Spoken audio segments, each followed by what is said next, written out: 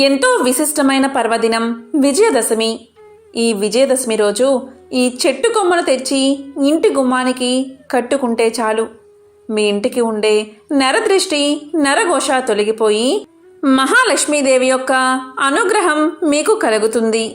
మరి ఈ దసరా రోజు ఏ చెట్టు కొమ్మను ఇంటి గుమ్మానికి కట్టుకోవాలి అనే దాని గురించి ఇప్పుడు ఈ వీడియోలో తెలుసుకుందాం. విజయదశమి పండుగను హిందువులు భక్తి శ్రద్ధలతో జరుపుకుంటారు. కృతయుగంలో సుకేతనుడు అనే రాజు రాజ్యభ్రష్టుడై భార్యతో సహా అడవుల్లో తిరుగుతూ నానా కష్టాలు అనుభవిస్తూ ఉంటే అంగీరస మహర్షి అతనికి నవరాత్రి యొక్క పూజా విధులను చెప్పి ఆ విధంగా చేయమంటాడు. అతను మహర్షి చెప్పినట్లు చేసి అమ్మ ఆశీర్వాదం వల్ల తన ఐశ్వర్యాన్ని రాజ్యాన్ని తిరిగి పొందగలిగాడు. దసరా పండుగకు అంతటి ప్రాముఖ్యత ఉంది. విజయదశమి రోజు మీరు ఈ సమయంలో ముఖ్యమైన పనిని ప్రారంభిస్తే జీవితంలో మీకు విజయము అదృష్టము కలుగుతుంది. విజయదశమి అనగా దసరాకు ఒక ప్రత్యేకత ఉంది. ఈరోజు విజయ అనే ముహూర్తం ఉంటుంది. ఈ ముహూర్తం గురించి స్కంద పురాణంలో వివరించడం జరిగింది. ఆ మహాశివయ్య పార్వతీదేవికి ఈ విజయ ముహూర్తం గురించి వివరించినట్లు స్కంద పురాణంలో ఉంది. ఈ అద్భుత ముహూర్తానికి ఉన్న ప్రత్యేకత ఏంటి అంటే, ఈ విజయ ముహూర్తంలో ఎవరైనా సరే ఏ ముఖ్యమైన పనిని ప్రారంభించినా ఆ సంవత్సరం మొత్తం కూడా అన్ని రకాలుగా విజయాలు లాభాలే వస్తాయి. కొత్తగా ఏదైనా ఉద్యోగంలో చేరాలి అన్నా, వ్యాపారం ప్రారంభించాలి అన్నా, దేనిలో అయినా పెట్టుబడులు పెట్టాలి అన్నా, ఏదైనా ముఖ్యమైన పని చేయాలి అన్నా, విదేశాలకు వెళ్ళాలి అన్నా, అప్పుల బాధలు తొలగిపోవాలి అన్నా, ఏ పనైనా సరే ఆ పనిని విజయ ముహూర్తంలో కనుక చేస్తే సంవత్సరం మొత్తం మీకు విజయాలే కలుగుతాయి. అందుకే పురాణాల ప్రకారం ఈ విజయ ముహూర్తానికి తిథి, వార, నక్షత్ర, యోగకరణాలతో సంబంధం లేకుండా, రాహుకాలం, దుర్ముహూర్తం, యమగండంతో సంబంధం లేకుండా ఈ విజయ ముహూర్తం ఉన్నప్పుడు ఎవరైతే వారి యొక్క జీవితంలో ముఖ్యమైన పనిని చేస్తారో వారికి జీవితంలో ఎదురే ఉండదు. ఎటువంటి ఆటంకాలు రాకుండా విజయాలే కలుగుతాయి. ఈ విషయాన్ని స్కాంద పురాణంలో వివరించడం జరిగింది. ఈ విజయ అనే ముహూర్తం విజయదశమి రోజు మధ్యాహ్నం 1:54 నుంచి 2:41 వరకు ఉంది. అంటే అక్టోబర్ 5వ తేదీ మధ్యాహ్నం 1:54 నుంచి 2:41 వరకు ఉంది. ఈ సమయంలో కనుక మీకు సంబంధించిన ముఖ్యమైన పనిని ప్రారంభిస్తే ఇక మీకు తిరిగే ఉండదు. ఈ విజయ ముహూర్తంలో ముఖ్యమైన పనులు చేసి సాయంత్రం జమ్మి చెట్టుకు ప్రదక్షిణ చేస్తే ఎంతో మంచిది. ఈరోజు వేప చెట్టుకు నమస్కారం చేసి వేప చెట్టు కొమ్మను తెచ్చి దారానికి పసుపు రాసి ఆ దారానికి వేప కొమ్మను కట్టి ఇంటి ప్రధాన ద్వారానికి కట్టుకుంటే నరదృష్టి, నరపీడ, దృష్టి దోషాలు తొలగిపోయి ఆ ఇంట్లో వారికి అన్ని సమస్యలు తీరి అదృష్టం కలిసి వస్తుంది.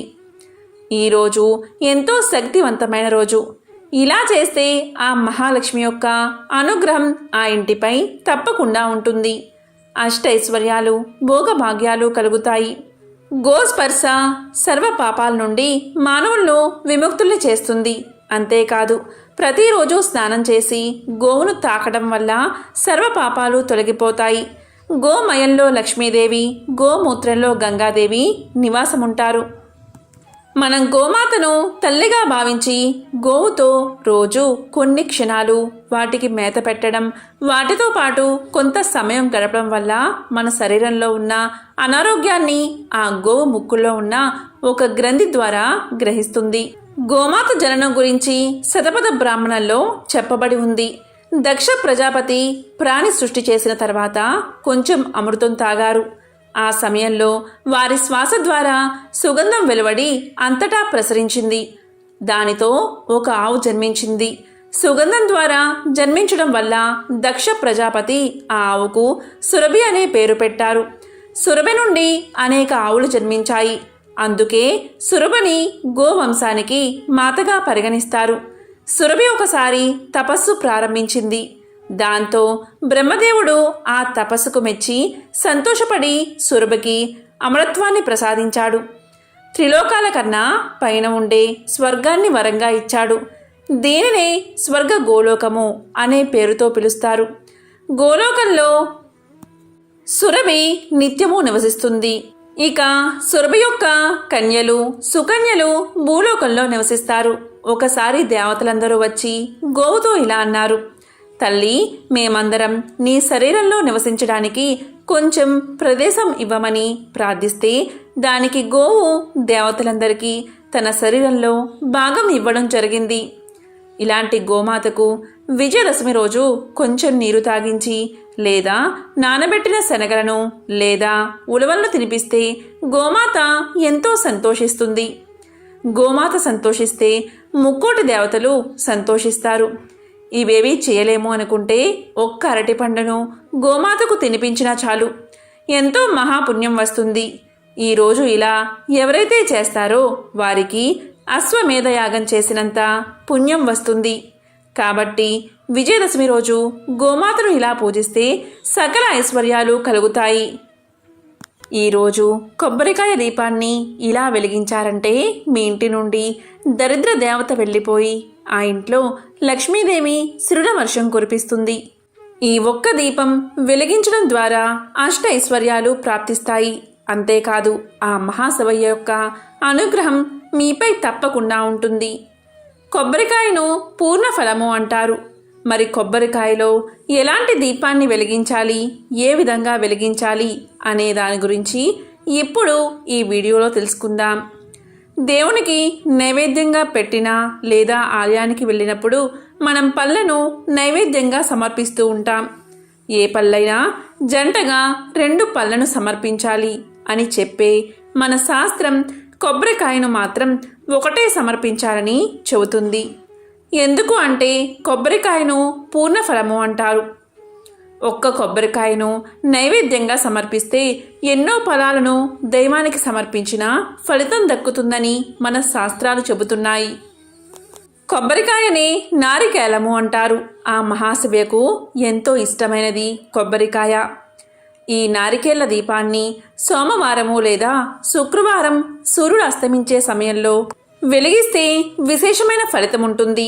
మరి ఈ దీపాన్ని ఎలా వెలిగించాలో ఇప్పుడు ఈ వీడియోలో తెలుసుకుందాం. ముందుగా ఈ నారికేల దీపాన్ని వెలిగించాలి అంటే ఒక కొబ్బరికాయను సమంగా కొట్టి కొబ్బరి చిప్పను తీసుకోవాలి. ఇక ఒక పెద్ద ప్రమిదలో బియ్యాన్ని పోసి దానిపైన నారికాలాన్ని ఉంచాలి.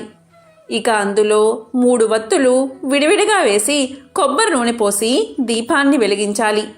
తరువాత 3 చోట్ల గంధం మరియు కుంకుమ బొట్లు పెట్టి పూలతో అలంకరించాలి. దీపాన్ని వెలిగించేటప్పుడు ఏకహారతితో కానీ అగరవత్తులతో కానీ దీపాన్ని వెలిగించాలి. ఏ ఇంట్లో అయితే ఈ నారికేల దీపం వెలుగుతుందో ఆ ఇంట్లో సిరుల వర్షం కురుస్తుందని మన శాస్త్రాలు చెబుతున్నాయి. ఈ దీపాన్ని శుక్రవారం లేదా సోమవారం రోజు సూర్యుడు అస్తమించే సమయంలో వెలిగిస్తే అఖండ ఐశ్వర్యం ప్రాప్తిస్తుంది. ఇక దీపం కొండెక్కిన తర్వాత ఈ కొబ్బరికాయ ప్రమిదను పారే నీటిలో వెయ్యాలి లేదా చెట్టు మొదట్లో ఎవరూ తొక్కని ప్రదేశంలో వెయ్యాలి లేదా చిన్న గుంట తీసి పూడ్చాలి. ఇక దీపం కోసం మనం ఉపయోగించిన బియ్యాన్ని ఏం చెయ్యాలి అంటే దాంతో ఏదైనా తీపి పదార్థం చేసుకుని ఇంట్లోని కుటుంబ సభ్యులంతా నైవేద్యంగా తినాలి. బయట వ్యక్తులకు ఒక్కరికైనా ప్రసాదాన్ని పంచిపెడితే చాలా మంచిది.